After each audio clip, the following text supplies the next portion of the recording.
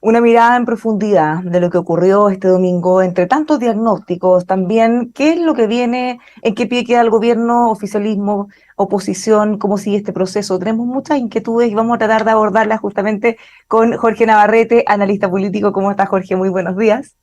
Muy buenos días, Bárbara. Muchas gracias por la invitación. Bueno, han pasado ni siquiera una semana desde el plebiscito. Hay muchísimos diagnósticos dando vuelta respecto a qué es lo que nos llevó a ese escenario con un contundente triunfo del rechazo. ¿Cuál es su diagnóstico hasta ahora, por lo menos?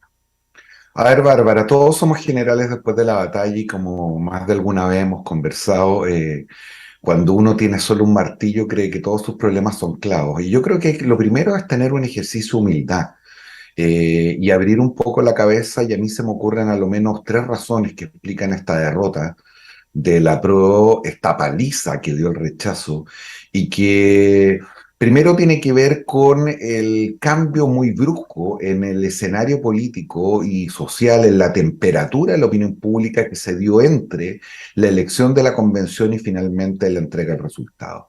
Entre medio aquí pasaron cosas bien importantes, lo que alguna vez yo bauticé como los hijos ilegítimos del estallido social. Es decir, aquellas cosas que nadie quiso mirar, que no se sopesaron bien, pero que estaban profundamente arraigadas en los ciudadanos: el tema de la propiedad, la seguridad, los problemas de inmigración, el empleo, la importancia del Estado de Derecho. Todo lo cual, entre otras cosas, llevó a José Antonio Kast a ganar la primera vuelta presidencial, a que la derecha tuviera un resultado espléndido en el Congreso. Y pese a que se hicieron todas estas advertencias, creo que la convención no solamente desarrolló su discusión, sino que entregó su propuesta muy todavía en la inercia de lo que fue el 18 de octubre. Hay una segunda razón, Bárbara, y que apunta al estado actual del país, a las cosas que aquejan a los ciudadanos, los problemas de seguridad, particularmente vinculados no solamente a la macrozona sur, el tema de la seguridad ciudadana, la incorporación del narcotráfico, la violencia política, pero también la seguridad social, por así llamarlo, lo que está sucediendo a propósito de la inflación, cómo ha golpeado a las familias más modestas, el deterioro de los salarios, las pérdidas del empleo, en fin. Inevitablemente, entonces, esto también fue un plebiscito sobre el momento del país y sobre la marcha del gobierno. Un gobierno que había caído estrepitosamente desde su asunción hasta ahora y que ahora recibe un golpe casi mortal, diría yo. Y la tercera razón, obviamente, vinculada al proceso y a su resultado. Habíamos dicho muchas veces que el método era el mensaje, es decir, la manera y la forma de hacer esta cuestión tenía mucho que ver con cumplir con quien, quizás cuál era su principal y único objetivo, que era recuperar cierta legitimidad extraviada.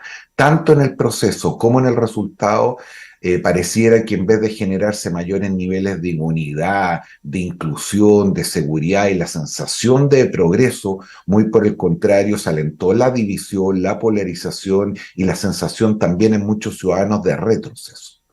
¿Qué le parece este diagnóstico que en redes sociales es muy fuerte, pero también han caído algunos políticos de distintos sectores respecto a la desinformación, las fake news? La ciudadanía fue engañada, dicen prácticamente, eh, ignorando quizás la contundencia del resultado. Hasta los medios Mira, tienen la culpa, todos tienen la culpa de alguna manera. una de las cuestiones que me ha sorprendido muchísimo tiene que ver con la falta de autocrítica, y no solamente de quienes fueron los principales protagonistas, sino de todos los que tuvieron y tuvimos alguna posibilidad de haber colaborado en la conducción de este proceso. Y una de las maneras de no hacer esa autocrítica es buscar responsabilidades en otro ámbito, en lo que tiene que ver con las campañas de desinformación, en el rol de los medios de comunicación, en la presión de grupos de interés, en la cantidad de financiamiento de las campañas. Pero mira, Bárbara, aunque yo diera todo eso por bueno y fuera exactamente así, que no lo es, pero aunque diera todo eso por bueno, no explica ni una mínima parte de la contundente derrota. Y por lo tanto, quiero agregar incluso algo más. No solo falta autocrítica, algo de soberbia, casi de clasismo intelectual, de suponer que los ciudadanos son inteligentes cuando votan a favor de nuestras preferencias políticas y son unos ignorantes que han sido engañados cuando optan por decisiones diferentes. Quizás el gran aprendizaje de esto es que los ciudadanos son mucho más inteligentes y con un sentido común bastante más arraigado que la propia clase política. Lo habíamos conversado alguna vez, Bárbara, lo verdaderamente polarizado en Chile no son sus ciudadanos, son las élites, no solamente políticas, a ratos también económicas y sociales. Y el dato más interesante es que cuando uno mira la historia reciente, fíjate, Michelle Bachelet en segunda vuelta electoral con un porcentaje que hasta esa fecha no habíamos visto. 4 años después, Piñera sacando la votación más alta que ha tenido la derecha en la historia de Chile. 2 años y medio después, un estallido social que pensamos que había cambiado los rumbos del país para siempre. Pero 1 año y medio después, un candidato ultraconservador como José Antonio Kast gana la primera vuelta. Y ahora, más del 60% de los ciudadanos, pese a que hace 2 años el 80% había manifestado transitar este camino, dicen no, esto hay que hacerlo de manera distinta. Lo que quiero significar es que hay una cierta sabiduría, un sentido común arraigado en los ciudadanos que no tiene que ver con ser de derecha o de izquierda, que cuando sienten que el país está perdiendo el rumbo, que cuando se está saliendo dramáticamente una ruta, nos vuelvan a compensar. El péndulo en el fondo, se está yendo hacia un Así lado y es. lo vuelven a retroceder y así vamos sucesivamente. ¿Qué tan debilitado o no queda el presidente Boric con esto? Algunos dicen, bueno, cometió un error al de alguna manera juntar tanto el destino del gobierno con la convención. ¿Lo ve así? ¿Qué tan debilitado?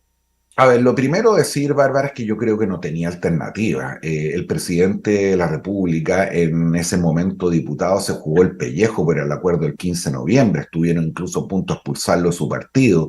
Y además creo que el andamiaje político ideológico sobre lo cual se sustenta la expectativa y la promesa de esta administración evidentemente estaba vinculada al cambio constitucional. Y por lo tanto, errores más, errores menos, era muy difícil desacordar esas cosas. Por de pronto, creo que los dos primeros efectos más o menos evidentes es uno, el deterioro o la depreciación política acelerada del gobierno después de este resultado electoral, lo cual da lugar a ciertos síntomas que ya estamos viendo. Primero, la disputa interna del oficialismo de la izquierda sobre quién tiene más o menos responsabilidad en lo ocurrido, el cambio de gabinete que se verificó hace algunos días atrás, probablemente señalizando en la dirección correcta, pero no con la profundidad y extensión que muchos de nosotros hubiéramos querido. En el fondo lo que se avisora es un quiebre, porque ya no es posible mantener o gobernar una coalición donde los diagnósticos y los instrumentos para hacerse cargo de los problemas del país son tan contradictorios. Y el segundo gran efecto de este resultado es la sobrevaluación o la inflación política del Congreso. El poder nunca desaparece, más bien se traslada de lugar. Y si a finales del gobierno de Sebastián Piñera decíamos parlamentarismo de facto, lo que vamos a ver ahora va a ser eso en una expresión todavía más superlativa, donde no solo se va a discutir cómo volver a transitar el itinerario constitucional, sino que la marcha del país, el mientras tanto que tiene que ver con gobernar, los problemas que nos aquejan en materia de seguridad, en materia de empleo, en materia de inflación, en fin, van a ser hoy día coladas o negociadas en una suerte de cogobierno donde la transacción y los acuerdos no van a ser una opción, van a ser una obligación. Bueno, mirando el cambio de gabinete, usted dice, gira en la dirección correcta, no tan profunda. ¿Qué le pareció lo que se cambió? Y bueno, y el incidente que había generado y que después se subsanó de alguna manera con el fallido nombramiento de Cataldo en la subsecretaría del Interior. Digo que se señalizó en la dirección correcta porque todo indica que una de las interpretaciones del resultado electoral es que el gobierno tiene que entender que la política es el arte de lo posible y no el arte de lo imposible. Aquí a ratos se ha confundido muchas veces persistencia con porfía, se ha confundido voluntad con voluntarismo y, por qué no decirlo también, popularidad con populismo. La señal de la moderación creo que se logra bien cuando el presidente nombra dos figuras que más allá de sus capacidades simbolizan un mundo político distinto. En el caso de Carolina Toá, como la hija del laguismo, y en el caso de Analía Uriarte como una figura bien rutilante del bacheletismo.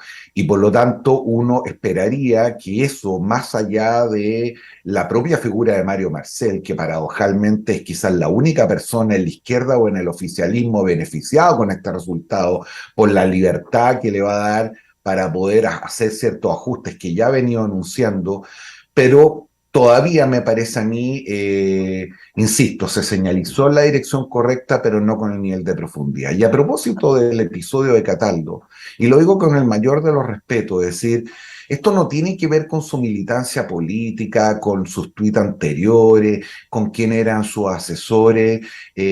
Creo que hay una poca comprensión de leer lo que está ocurriendo política y socialmente en el país para pretender que si la situación de seguridad está completamente desbordada, eh, cuál es la imagen o cuál es la señal que se iba a transmitir poniendo a un militante del Partido Comunista con la historia que tiene Cataldo en un tema tan sensible que entre otras cosas tiene que ver con el manejo de las policías. Y desde esa perspectiva lo lamento por él, fue probablemente sujeto a una humillación innecesaria, pero eso solamente da cuenta de un cierto nivel de improvisación, que es lo que te confieso, Bárbara, a mí me tiene más preocupado. Muchas personas creen, y quizás con razón, que el triunfo del rechazo es una cosa buena para el país al mediano y largo plazo. Pero para transitar al mediano y largo plazo, primero hay que sobrevivir al corto. Y en el corto plazo, mi principal preocupación hoy día es que tengo ya la convicción de que en este gobierno no hay la suficiente, ¿cómo decirlo?, constatación, diagnóstico, no han asumido la enorme fragilidad política, social y económica en el cual están en el país. Y mientras no aquilaten la profundidad de esta crisis, es muy probable que las próximas decisiones que se vayan tomando sean algunas tan erráticas como la que hemos visto en las últimas semanas. Bueno, esto dejó heridos en el camino también. Por un lado, cuando se baja la nominación de Cataldo, el Partido Comunista muy molesto, finalmente se le entrega a la Subdere y pareciera que con eso se subsana, porque es un cargo, sabemos todos, muy, muy relevante, tiene muchas atribuciones y muchos recursos en su cartera. Pero también tenemos por otro lado parte del Partido Comunista, lo veíamos con el exdiputado exconvencional Hugo Gutiérrez celebrando a los jóvenes eh, que hemos visto protagonizar actos de manes en los últimos días, algo similar con el alcalde Jadwe, que pide no criminalizar las manifestaciones, bueno, y de alguna manera hacerse cargo de los desmanes, pero es difícil ir separando eso en los últimos tiempos. ¿Qué tan difícil es para el gobierno ir gestionando eso con esa oposición interna? Bueno, y para qué hablar de Revolución Democrática, que era uno de los partidos más relevantes, que también está muy molesto, porque le sacaron al ministro Jackson del cargo tan relevante y además sacaron a Miguel Crispi de Subdere. Yo haría aquí una distinción, Bárbara. Yo creo que hay algo que tiene que ver con una cierta trayectoria del Partido Comunista que más allá de los niveles de disciplina de los que públicamente ostenta, esta idea de una pata en la calle y una pata en el gobierno no es muy nueva. Y que una cierta estrategia de tironeo político que se desarrolla a través de ciertas figuras que parecen marginales pero que no lo son tanto, como el caso del alcalde Jadwe que tú muy bien apuntas, o lo que hizo ahora el exdiputado Gutiérrez, o para qué decir el senador Núñez, que en algún minuto amenaza con que el Partido Comunista agarrará sus cosas y se mandará a cambiar, cosa que no es creíble y también es bastante absurda, si es que el gobierno no lleva adelante el programa que originalmente tenía planteado. Pero esos solo son síntomas, diría yo, son estertores, Bárbara, de algo más profundo y que hemos venido discutiendo. Y es la sensación de que a esta alianza, a este acuerdo político, le queda poco tiempo. Y las primeras señales que ha dado el presidente son más bien contrarias a lo que hubieran querido los sectores más radicalizados, más ortodoxos, más apegados al programa original, en el mal entendimiento, insisto, que en este nuevo escenario no existe ninguna posibilidad de no enfrentarse al fracaso absoluto, no solamente en términos legislativos, sino que también políticos, si es que el gobierno y algunos de los personeros que están al interior de esta administración no entienden que lo que viene por delante es una gobernanza más pactada más acordada, no solamente por el bien del propio gobierno, sino hasta alturas por el bien del propio país, que es lo más importante. En ese contexto de corto plazo que puede ser muy complejo, como usted decía, ¿usted ve las capacidades, los acuerdos, o al menos o sea, en qué pide al gobierno para enfrentar eso? ¿Lo ve preparado? ¿Confían en las manos que estamos pensando en este corto plazo y en lo que está ocurriendo ahora en las calles?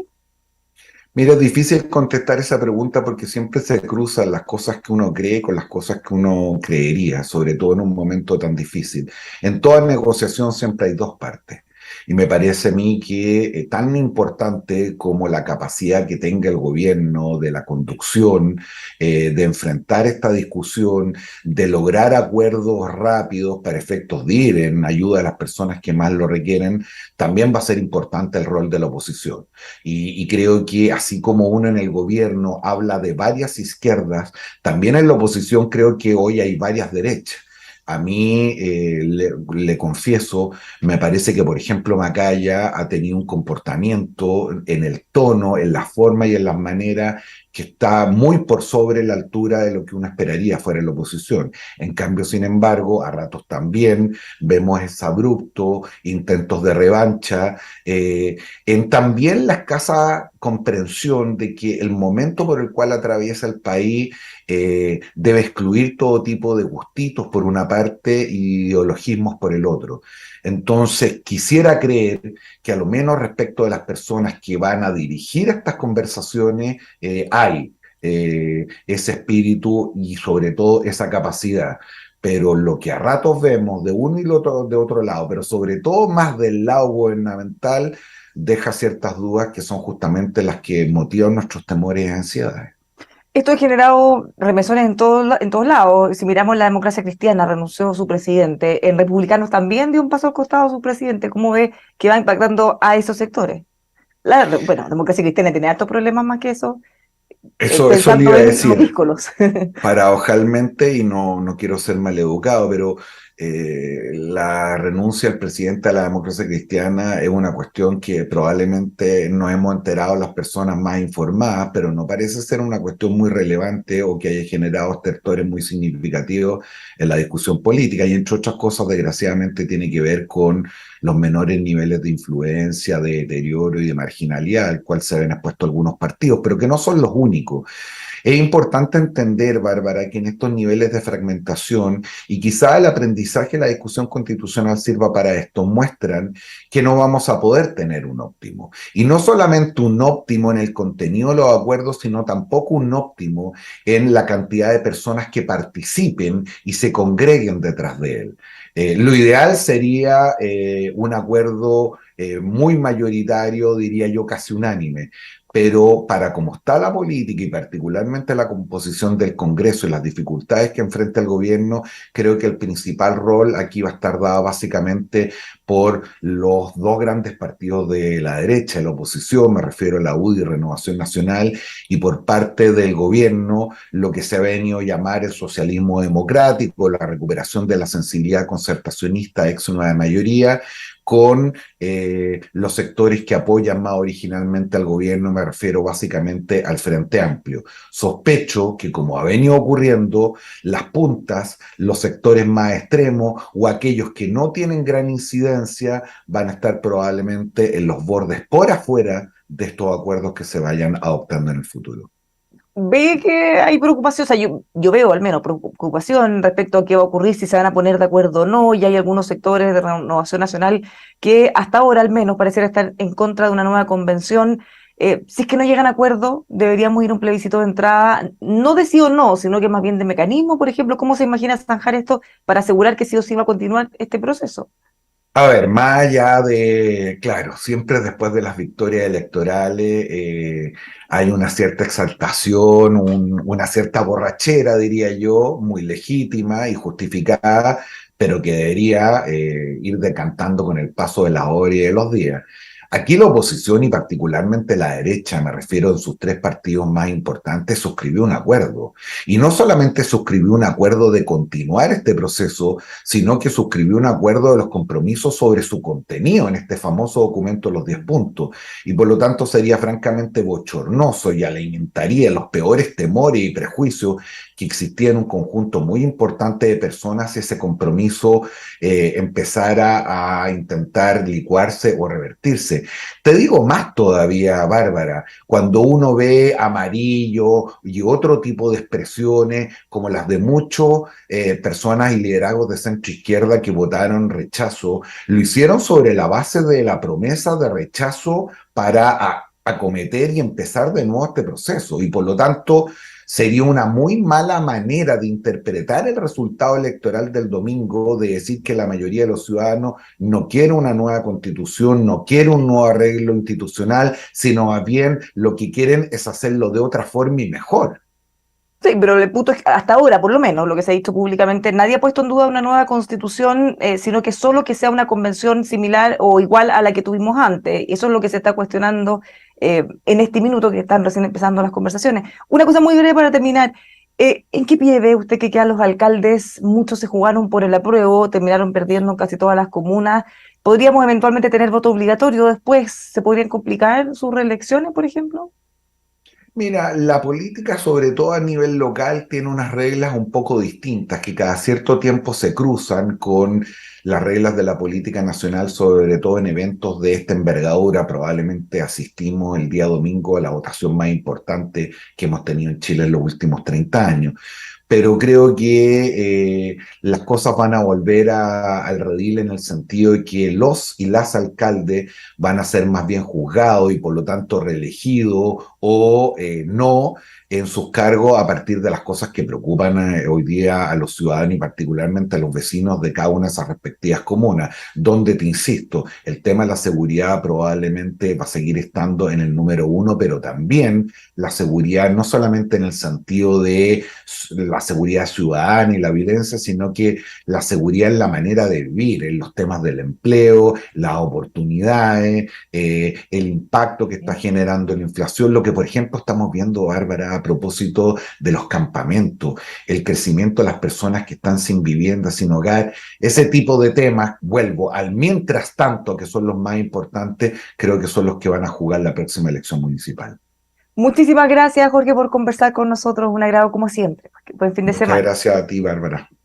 Los dejamos invitados a seguir con nosotros aquí en emol.com.